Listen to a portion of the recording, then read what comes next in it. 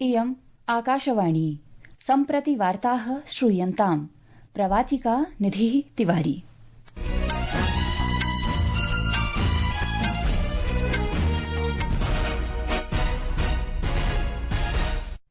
आदौ मुख्यवार्ताः। जम्मू कश्मीर राज्ये किश्तवाड़ मण्डले सुरक्षाबलैः सह जाते संघर्षे 3 आतंकवादिनः मारिताः। तत्रैव अखनूर क्षेत्रे नियन्त्रण रेखायाम् आतंकवादीनाम् अवैध प्रवेशस्य प्रयासः अपि भारतीय सेनया विफलीकृतः। छत्तीसगढ़ राज्यस्य बीजापुर जनपदे सुरक्षाबलैः सह व्यापादिते संघर्षे 3 माओवादिनः व्यापादिताः। केन्द्रीय गृहमन्त्री अमितशाहः छत्रपति शिवाजी महाराजस्य 45अधिक300तम्यां पुण्यतिथ्यां महाराष्ट्रस्य रायगढ़ दुर्गे तस्मै श्रद्धाञ्जलिं समर्पितवान्। अमेरिकादेशेन वैदेशिकेभ्यः नागरिकेभ्यः 30 दिवसानाम् आभ्यन्तरे एलियन एक्ट इत्येतस्य अन्तर्गतं पञ्जीकरणं कारयितुम् आदेशः प्रख्यापितः। नियमस्य पालनं नैव भूत्वा निगडनस्य निर्वासितस्य च प्रावधानं निहितमस्ति। अपि च IPL इत्येतस्यां क्रिकेट स्पर्धा मालिकायां लखनऊ नगरस्य एकाना क्रिकेट क्रीडाङ्गणे Gujarat titans Lucknow super giants दलयोर्मध्ये स्पर्धा सम्प्रति प्रचलति।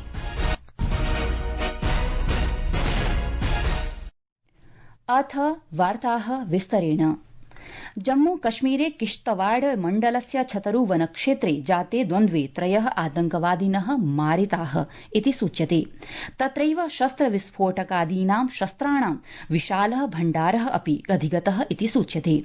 बुधवासरे सुरक्षाबलेन छतरू क्षेत्रस्य वनेषु आतंकवादीनाम् आशंकित गतिविधिः दृष्टः ततः परं गोलिकाप्रहारः प्रारब्धः। प्रारम्भिक सम्पर्कानन्तरम् आतंकवादिनः पलायने समर्थाः अभवन्, परञ्च ह्यः प्रातः आतंकवादिभिः सह पुनः सम्पर्कं सुरक्षाबलेन स्थापितम्, यस्य परिणामतः गोलिकाक्रमणं पुनः समारब्धम्।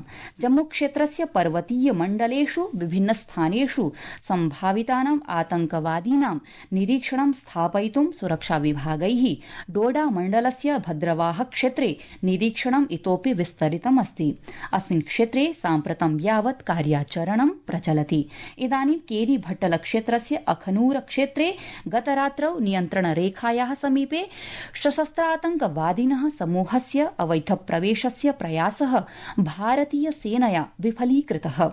सेना अवदत् यत् सैनिकाः एकस्याः जलधारायाः समीपे आतंकवादिनः गतिविधिं ज्ञात्वा तेषाम् उपरि भुशुण्डिकाप्रहारं कृतवन्तः, यस्य परिणामस्वरूपेण उभयोः पक्षयोः मध्ये पुनः द्वन्द्वं समारब्धम्। अस्मिन् द्वन्द्वे अखनूरक नगरे LOC इत्येतस्य समीपे सेनायाः एकः कनिष्ठः आयोगितः अधिकारी मृतः। घटनायाः अनन्तरं क्षेत्र सुदृढीकरणस्य परिनियोजनेन परिवेष्टनकार्यं जातम्। अन्वेषण कार्यक्रमः च प्रचलति।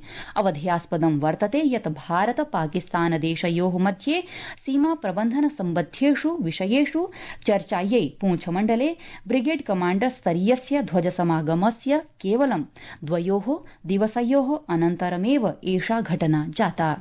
छत्तीसगढ़ राज्यस्य बीजापुर जनपदे सुरक्षाबलैः सह जाते संघर्षे 3 माओवादिनः व्यापादिताः।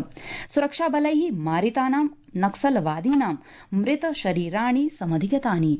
अवधेयास्पदं वर्तते यत् बीजापुर जनपदस्य इन्द्रावती क्षेत्रस्य अरण्येषु माओवादीनाम् उपस्थितेः गुप्तसूचनाः सम्प्राप्य CRPF इत्येतस्य बलस्य कोबरा बटालियन समूहस्य जनपदारक्षितारक्षिबलस्य च एकं संयुक्तदलम् अस्मिन् क्षेत्रे नक्सल विरोधिने अभियानाय प्रेषितवत्। तदनु एतस्मिन् अभियानावधौ अद्य प्रातःकाले सुरक्षाबल माओवादिनः मध्ये संघर्षोऽयं जातः। संघर्षे एतस्मिन् साम्प्रतं यावत् 3 माओवादिनः मारिताः। एतदतिरिच्य बृहन्मात्रायाम् आयुधानि सम्प्राप्तानि। अधुना एतस्मिन् क्षेत्रे अन्वेषणाभियानं प्रचलत्येव। प्रियाः श्रोतारः, संस्कृत वार्तायाः संस्करणमिदम् इदानीम् आकाशवाणीतः प्रसार्यते। सममेव अयं कार्यक्रमः आकाशवाण्याः अन्तर्जालपटले www.newsonair.gov.in इत्यत्र अथ च न्यूस् ऑन AIR इति चलदूरभाषीय तन्त्रांशे अपि समुपलब्धो भविष्यति। केन्द्रीय गृहमन्त्री अमित शाहः अद्य दृढीकृतवान् यत् केन्द्रसर्वकारः महाराष्ट्रसर्वकारः च छत्रपति शिवाजी महाराजस्य ऐतिहासिकस्य पीठस्य रायगढ़ दुर्गस्य विकासाय राष्ट्रस्य युवानां कृते प्रेरणास्रोतरूपेण प्रतिबद्धौ स्तः। महाराष्ट्रस्य रायगढ़ दुर्गे छत्रपति शिवाजी महाराजस्य 45+300तमे पुण्यतिथौ श्रद्धाञ्जलिम् अर्पयन् पुष्पाणि समर्पयन् च गृहमन्त्री इति उक्तवान्। श्रीशाहः अवदत् यत् छत्रपति शिवाजी महाराजस्य चिरस्थायी सन्देशः आसीत् यत् स्वराजस्य स्वशासनस्य उत वा संघर्षः कदापि न समाप्तो भवेदिति। सः इत्यपि अवदत् यत् अद्य प्रधानमन्त्रिणः नरेन्द्र मोदिनः नेतृत्वे केन्द्र सर्वकारः शिवाजी महाराजस्य दूरदृष्टिं निष्ठापूर्वकम् अनुसरन् अस्ति तथा च भारतं सम्पूर्ण विश्वस्य आशाप्रदीपरूपेण प्रतिष्ठापयितुम् अविश्रान्तरूपेण च कार्यं कुर्वन् अस्ति। ये शिव चरित्र को हम सबका दायित्व है कि इसको भारत के बच्चे बच्चे को सिखाया जाए, भारत के बच्चे बच्चे को पढ़ाया जाए।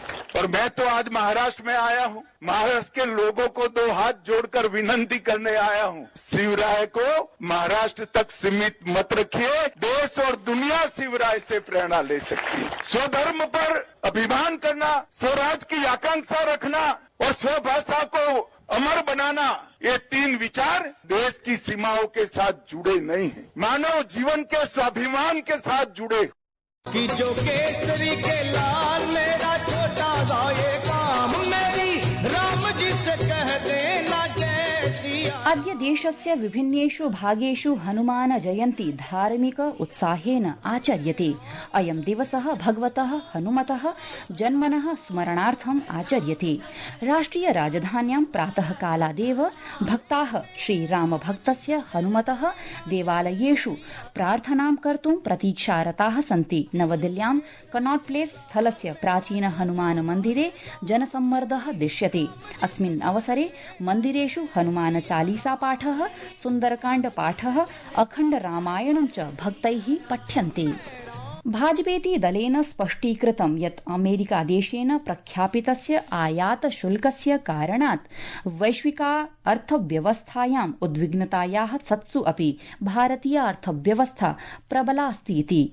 अपि च तस्य शुल्कस्य प्रभावः अत्यल्पो भविष्यति। नवदिल्ल्यां वार्तासमूहं सम्भाषयन् भाजपेति दलीयः प्रवक्ता सैयद जफर इस्लामः सूचितवान् यत् भारतीय अर्थव्यवस्था आत्मनिर्भरा तथा च द्रुतगत्या संवर्धमाना अस्ति। असौ अग्रे अवोचत् यत् नरेन्द्र मोदी प्रशासनेन गृहीतैः नीतिगत निर्णयैः भारतीय अर्थव्यवस्थां सुदृढां कर्तुं योगदानं प्रदत्तम्। श्री इस्लामः इत्यपि निगदितवान् यत् 14,200तमे वर्षे नरेन्द्र मोदी शासनं सम्प्राप्य मूलस्तरे आर्थिक क्रान्तिम् आनयत्। असौ प्रधानमन्त्री जनधन योजनायाः मुद्रा योजनायाः च लाभान् अपि प्रकाशितवान्।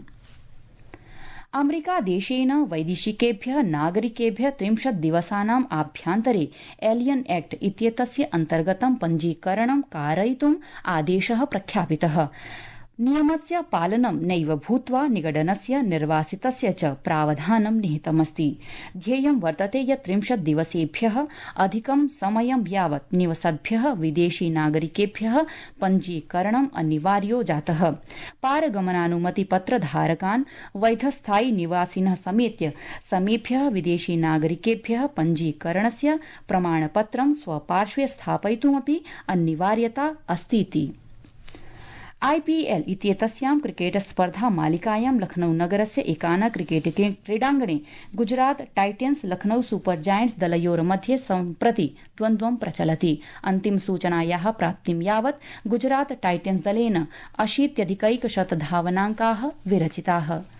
प्रियाः श्रोतारः, संस्कृत जगता सम्बद्धैः विभिन्नैः क्रियाकलापैः संवलितस्य संस्कृत साप्ताहिकी इति विशिष्ट कार्यक्रमस्य प्रसारणम् आकाशवाण्याः FM गोल्ड प्रवाहिकातः श्वः भविष्यति। कृपया शृण्वन्तु इति वार्ताः।